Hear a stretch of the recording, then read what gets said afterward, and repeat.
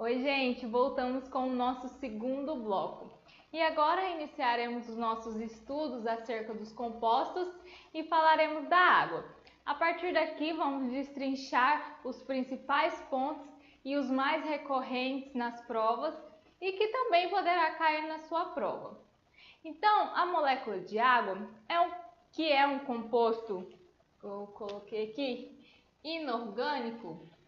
É a molécula mais abundante nos seres vivos e, claro, no nosso corpo também. Ela ocupa cerca de 75 a 85% da célula. Daí, a expressão, não sei se vocês já ouviram falar, de chamá-la de molécula da vida. Mas só que essa porcentagem não é uma verdade absoluta. Essa quantidade de água vai variar de acordo com a idade e sexo do indivíduo. Vamos a alguns exemplos. Uma criança ou um bebê apresenta mais água no corpo se comparado a um idoso que vai apresentar cerca de 60 a 62%. O homem, se comparado à mulher, também vai apresentar mais água no corpo. Isso se deve ao metabolismo masculino ser mais acelerado que o metabolismo feminino. Então, quanto mais jovem for o indivíduo, mais acelerado será o seu metabolismo, mais reações químicas acontecerão e, consequentemente, ele terá que beber mais água. Em contrapartida, com o envelhecimento do indivíduo, o metabolismo vai ficar mais lento, vai desacelerando e aí menos reações químicas vão acontecer. Inclusive, as pessoas mais velhas tendem a sentir menos sede. Então, por isso que é tão importante nós repormos a quantidade de água do nosso corpo e bebermos pelo menos 1,5 litro de água por dia. Então, agora nós vamos falar um pouquinho da molécula de água. Você não precisa ser nenhum químico, ninguém precisa ser nenhum químico mestre para saber que a fórmula química da água é H2O. Então, eu vou desenhar aqui a molécula da água e você desenha aí também no seu caderno. Então, a molécula de água vão ser dois átomos de hidrogênio associado a um átomo de oxigênio. Ela vai ser unida aqui, ligada pelas pontes de hidrogênio. E nós falaremos mais dela daqui a pouquinho. E a molécula de água, ela vai apresentar na região uma carga negativa aqui na região do oxigênio e a carga positiva aqui na região dos hidrogênios. E por ela apresentar, a molécula de água, apresentar polos com cargas diferentes, nós dizemos que ela é uma molécula polar. E isso é muito importante, gente. Então, vocês anotem aí no cantinho aí do seu caderno, desenhe a molécula de água e coloque que ela é uma molécula polar. Essa polaridade da água vai conferir a ela várias características e propriedades que nós vamos estudar daqui a pouquinho, mas são características e propriedades muito importantes. Então, cada molécula de água vai poder se ligar a outras 4 moléculas de água. Então, aqui nós temos uma molécula de água que está se ligando a outras 4. E aí, outra molécula de água pode se ligar a mais 4 e assim por diante. E essa ligação vai ser feita por meio dessas pontes de hidrogênio. Então, aqui, pontes, ou você também pode ler ligações de hidrogênio. Vou colocar aqui pontes, né?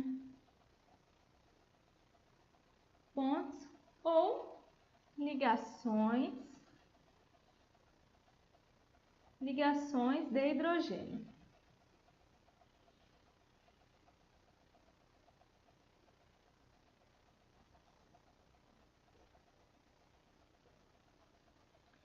Então, aqui, o átomo positivo vai se ligar ao negativo, o negativo ao positivo, o positivo ao negativo e o negativo ao positivo também. Aqui Eu acho que eu esqueci de colocar positivo.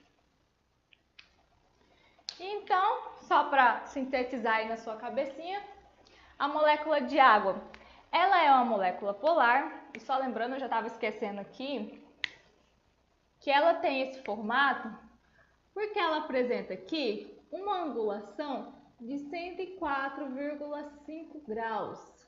E aí, por isso, ela vai ter esse formato assim. Então, a molécula de água, ela é uma molécula polar. E por que ela é uma molécula polar? Porque ela apresenta polos com cargas diferentes. E essa característica, essa polaridade, vai conferir a ela outras características e propriedades importantes. E aí, cada molécula de água pode se ligar a outras 4 moléculas de água, e essa ligação vai ser feita pelas pontes ou ligações de hidrogênio. Interessante que dentro de uma temperatura de 0 a 100 graus Celsius, a molécula de água vai passar por 3 estados físicos diferentes. Isso se deve à força dessas pontes de hidrogênio. Então, no estado sólido, que é o gelo, né? Essas pontes de hidrogênio, elas vão estar mais fortes, mais unidas, sendo mais difícil de serem quebradas. No estado líquido, essas pontes de hidrogênio vão se refazer e se desfazer com mais facilidade. E no estado gasoso, com o aumento da temperatura, aumento do calor, essas pontes vão ser quebradas e aí as moléculas vão ficar sozinhas. E agora nós vamos falar aqui das propriedades da molécula de água. A primeira propriedade que vamos conversar é a água como solvente. Às vezes você já pode ter ouvido ou lido alguém chamando a água como solvente universal. Essa parte do universal nos faz aí é um erro, né? Porque nós pensamos que ela, por ser universal, vai dissolver qualquer substância, mas não é bem assim. A molécula de água, ela tem essa capacidade de se ligar a outras moléculas e isso facilita com que ela dissolva outras substâncias. Mas isso vai acontecer com moléculas que também são polares, assim como ela. Um exemplo que nós temos é o sal de cozinha. Então, se você pegar um copo com água e colocar sal e mexer, você vai perceber que o sal vai desaparecer, ou seja, ele vai se dissolver naquela água. E aí, nessa mistura, isso acontece porque o cloreto de sódio, sal de cozinha, né? Ele também é uma molécula polar. E aí, nessa mistura, nós dizemos que a água é o solvente e o sal é o soluto. E aí, as moléculas que vão interagir com a água, vão ser assim dissolvidas por ela, nós chamamos de hidrofílica. E aí, de uma forma mais didática, nós dizemos que ela é amiga da água, né? Então, elas vão interagir. E são também moléculas polares.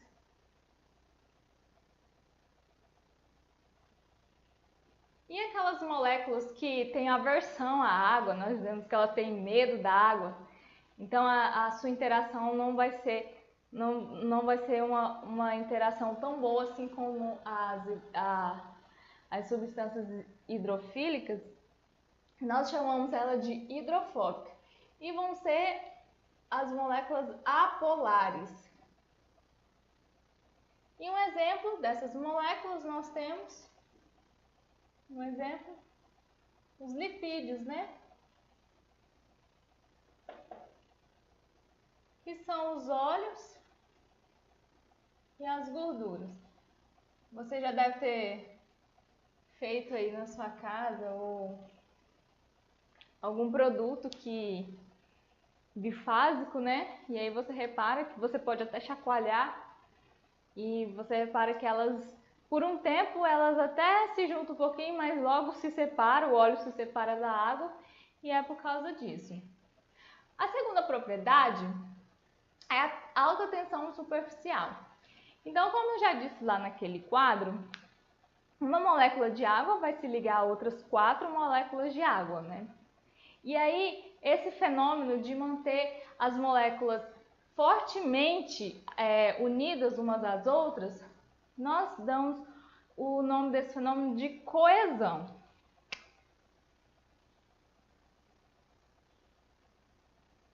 Então, as moléculas vão ficar fortemente unidas umas às outras e vai formar por cima da água uma espécie de película.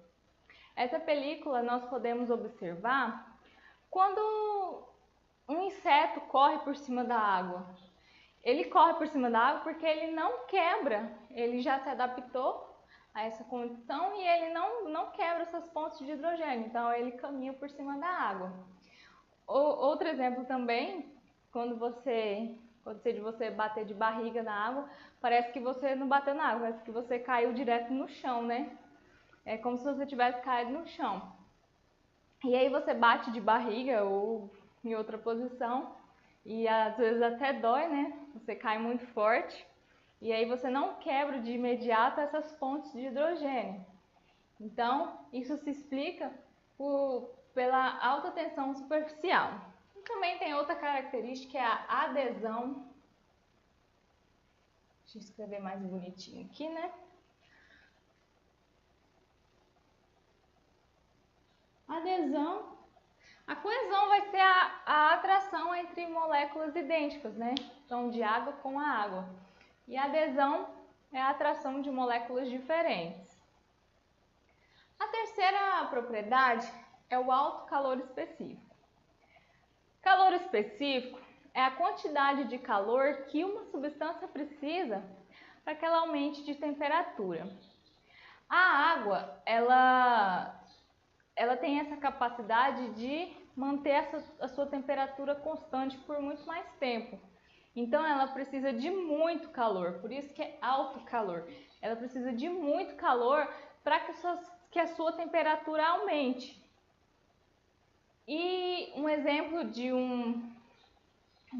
uma substância não, mas o ferro, por exemplo, ele vai ter o baixo calor específico. A gente pode observar quando colocamos uma panela no fogão com água para esquentar, o metal da panela ela vai esquentar bem mais rápido do que a própria água. Então, o ferro ele vai ter um baixo calor específico, ele vai precisar de bem menos temperatura, de bem menos calor para aumentar a sua temperatura. Um outro exemplo, para quem tem a honra de ir à praia à noite, é bem comum a gente observar, eu não tenho porque eu moro no interior de Rondônia, então aqui em Rondônia não tem praia, infelizmente. Mas quem tem essa honra, é bem comum à noite a areia está bem mais fria do que a água do mar, porque a água do mar passou o dia inteiro recebendo aquele calor, aquele calor, aquele calor. Quando chega à noite, ela vai estar mais morna do que a areia. Outro exemplo, a água da piscina também, o dia inteiro recebendo calor, quando chega à noite, ela vai estar mais morna do que ela estava durante o dia. E qual que é a importância disso aqui para nós? A importância dessa propriedade é que ela vai, essa propriedade, essa capacidade vai fazer com que a temperatura dos organismos vai fazer a manutenção da temperatura dos organismos e não vai, como eu posso dizer, não vai fazer com que a temperatura corporal não varie muito com a entrada e saída de calor do nosso corpo. Não sei onde vocês moram, mas aqui onde eu moro é um calor muito grande, sol quente de meio-dia, é muito quente. Ah, gente, e eu já estava esquecendo. Aqui, deixa eu ver, não. Aqui a importância, aqui dessa primeira propriedade aqui, que é a água como solvente, é que por meio dessa capacidade que a água tem de dissolver as substâncias, ela vai ser importante para que as nossas reações químicas aconteçam e também vai propiciar o transporte das substâncias nas diversas partes do nosso corpo, né, para as células. Quarta propriedade, as reações químicas. Lembrando que as reações químicas, o conjunto das reações químicas é chamado de metabolismo, né? De metabolismo. E são duas reações químicas. A primeira é a síntese. Vou ter que abaixar aqui. Síntese